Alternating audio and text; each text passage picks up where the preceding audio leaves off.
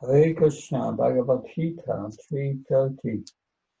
Mai sarvani karmani sanyasatyatma chetasa nirmamo nirasya nirmamo bhutva yutyasta vyataspara.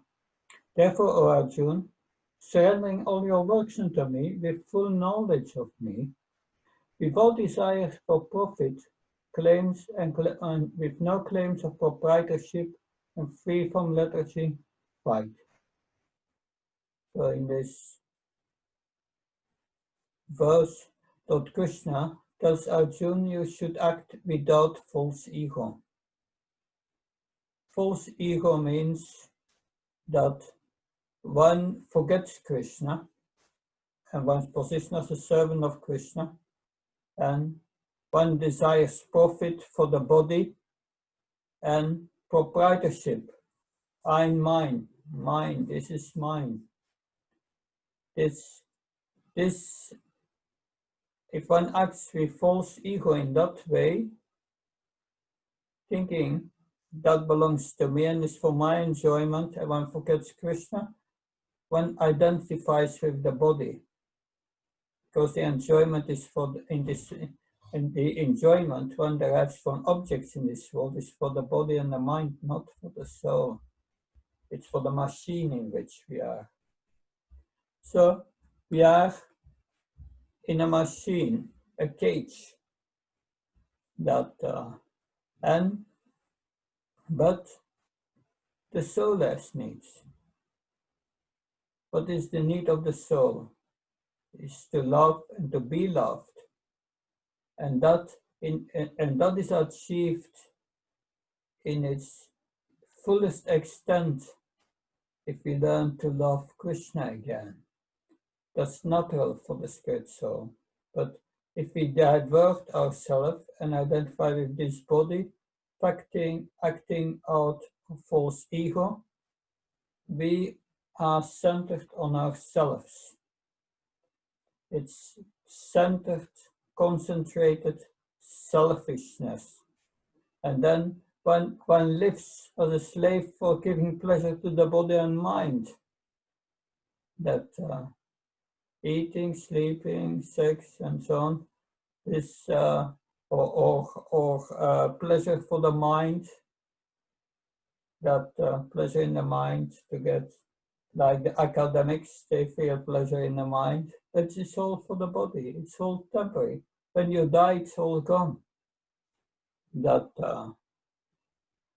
so in that way, we can see, like on the picture, we see a cage, and the lady's polishing the cage, polishing the cage, that and keeping it very clean, but she forgets to feed the soul, the bird inside.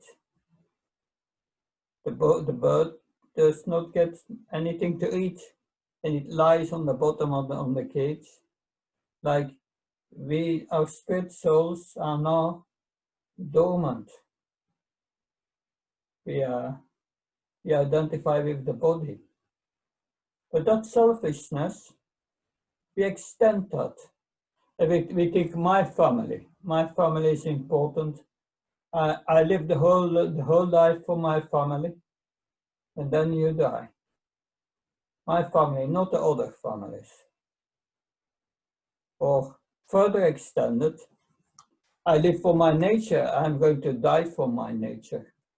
Fighting, whatever. That my nature is good, the others, my. So that keeps us all in bodily consciousness. That this false ego brings us in the prison of this body. This body is like a prison, and this is explained in the 15th chapter of the Bhagavad Gita. Krishna uses the analogy of the banyan tree.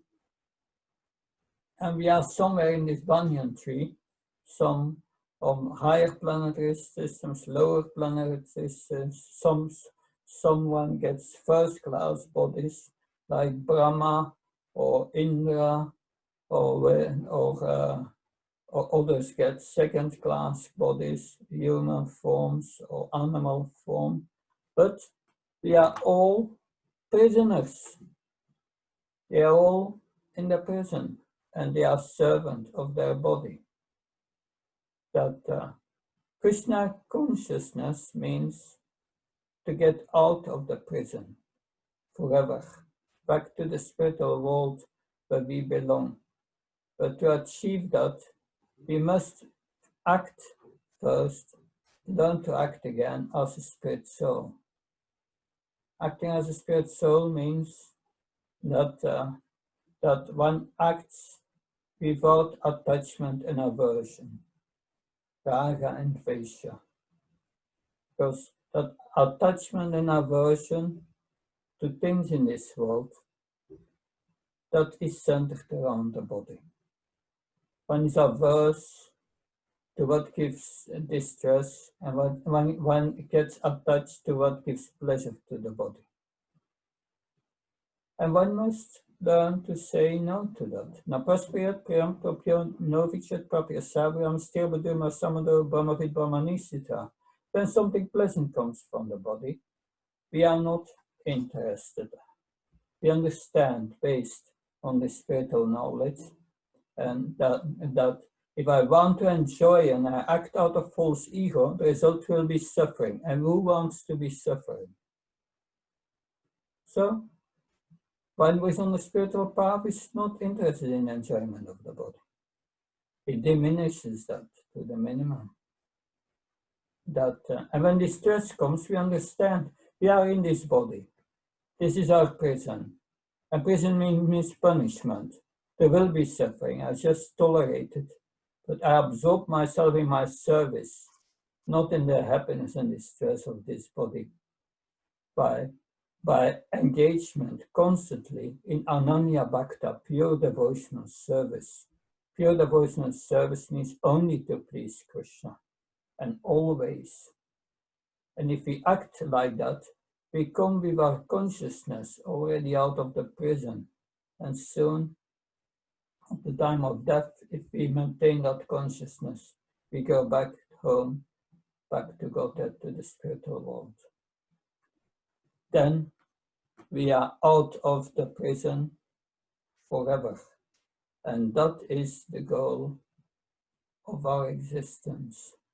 That's why Krishna has created this material world, to bring us to our senses and get us back to the spiritual world. In that way, one can get out of the prison and be happy forever. Thank you very much. Hare Krishna.